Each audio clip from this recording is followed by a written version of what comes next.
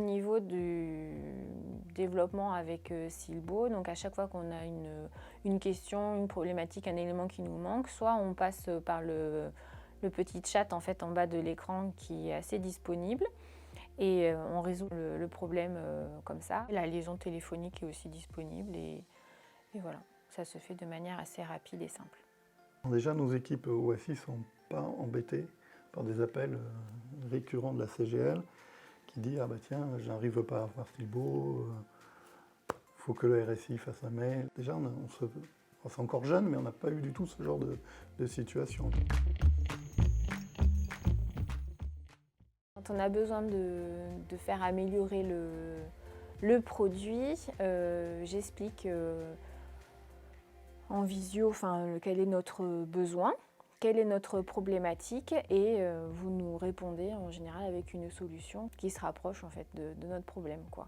J'en reparle après avec l'équipe, on refait une adaptation au niveau de nos organisations de travail, nos différents process et de manière en fait pouvoir nous adapter à l'outil parce que l'outil ne peut pas forcément s'adapter à nous complètement. Après, la gestion des listes, ça demande quand même une adaptabilité importante quand même des équipes parce que c'est quelque chose qui change tout le temps. Et du coup, on est habitué en fait à changer nos organisations assez régulièrement. Alors, on pourrait dire, et c'est un peu le cas, qu'il n'y avait pas eu 40 interfaces déjà développées chez vous et que c'était encore jeune là-dessus. Mais on n'a pas eu de problème majeur et on n'a pas eu de blocage. Pour des interfaces comparables d'identité mouvement, comme celle qu'on a mis en place avec Silbo, on est bloqué avec des gros fournisseurs sur des détails, sur une balise depuis des mois où c'est des échanges à travers leur hotline. Mais non, en plus sur l'interfaçage, ça s'est plutôt bien placé. Il y avait l'interfaçage avec l'Aurore aussi, c'est important.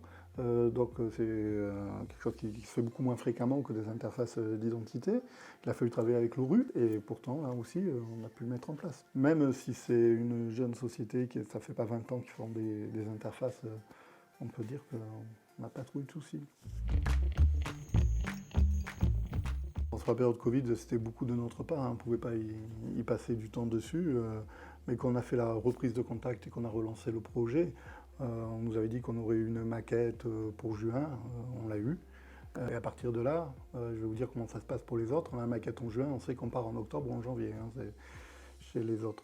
Et là, non, Elodie nous a dit non, la maquette est déjà bien, on peut partir en juillet. On lui dit mais non, alors on va dire septembre.